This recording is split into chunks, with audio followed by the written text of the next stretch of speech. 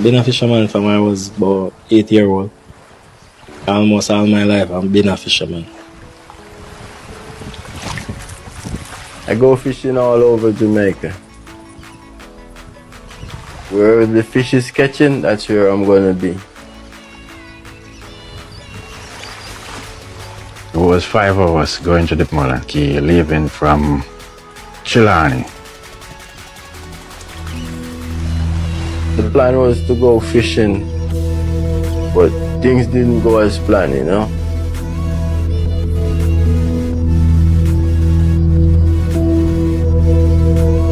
In the night, we leave out to go fishing.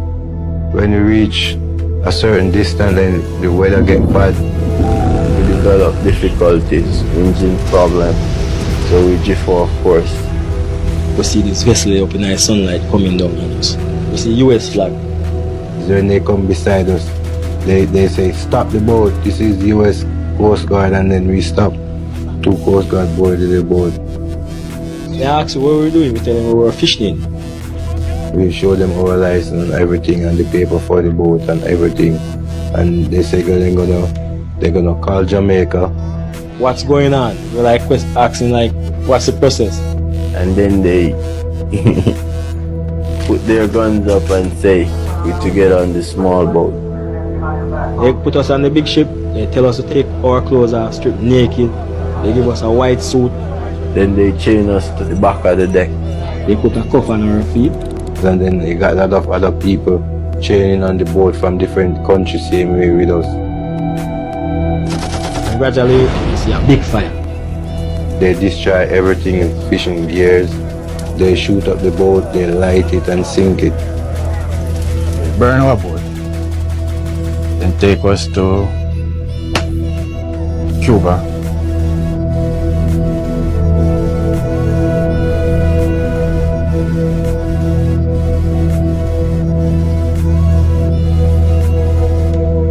They said we're not being charged, we're only being detained.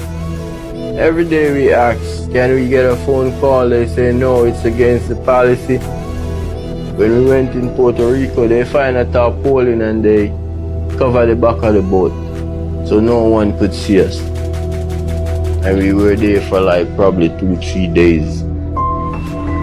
All the time we chain. Every boat we go on, as they switch it over, they chain us. And they just give us cold food every day. Slimy, it's not good. You in the elements, the sun, the rain, the dew. Sun come burn you, rain come wet you.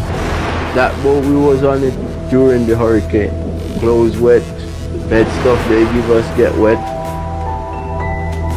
It was hard, man. It was hard, you know. Yeah, it was hard, you know. We know that we're in the hand of the US government and this is the way they treat us, you know.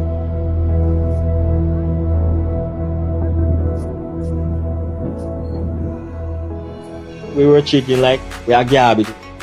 We're not qualified to come inside. So that's how we were on the vessel all the time.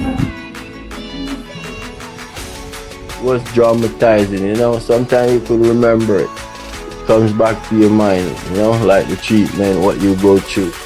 Everything was right. It come like I just lose my mind completely. Everything was just... Make me feel like sometime I will jump overboard too. Enough time I think about jumping overseas and just forget about life, but sometimes I think back on my kids and I just try to stay strong to see them again, you know.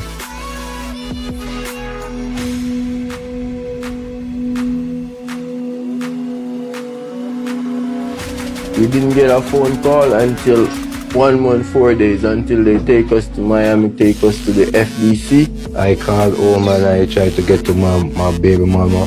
I didn't get to her. I tried to get to my brother and I didn't get to him. And I get to my cousin and she answered the phone and she said, oh God, thank God you're alive. The first time I called, it wasn't Anne that I got to, it was our daughter. She burst out in tears immediately when she heard my voice. I was all over in tears. I couldn't talk. I was like all crying.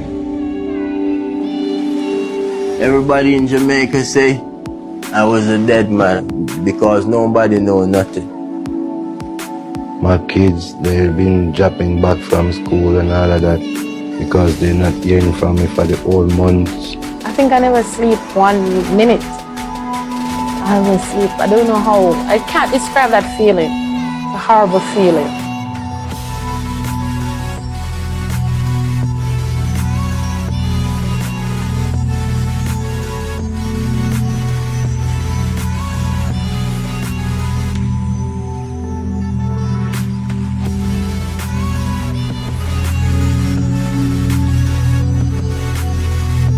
We know we're not guilty of nothing.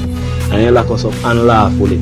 And charge us unlawfully. And I do my time, I do my 10 months. That's the only way we see if we're gonna go home.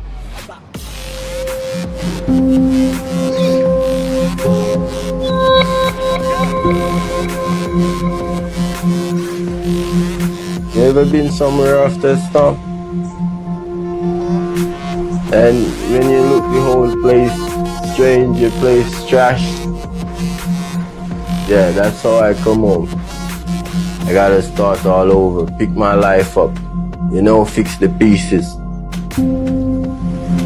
Come back to Jamaica, we don't have nothing. I lose everything. I lose my boat. I lose my fishing gears. I have to try to start all over. And it's rough. Right now, we're just trying to get back together. Get a new start, see if we can build back the crew, But each time you think about them things, it's like, it just break you. Yeah, it's just break you. You still leave back a memory in your brain, what you've been through and all of that, I was going to do something to help myself and help my family. And it wasn't nothing illegal. It was fishing. There's no human rights out there. They treat you like animals. That's why I want to do this case so they can be exposed to the world. Let the world know what they're doing out there. That's the question I want to ask the court. What's the reason for that? If there's a law for that, I want to know if it's against the law to hold a man 1 month before being charging him. I want some answers. I want to know how. How did this happen? And why did this happen? I want the world to see what's really going on.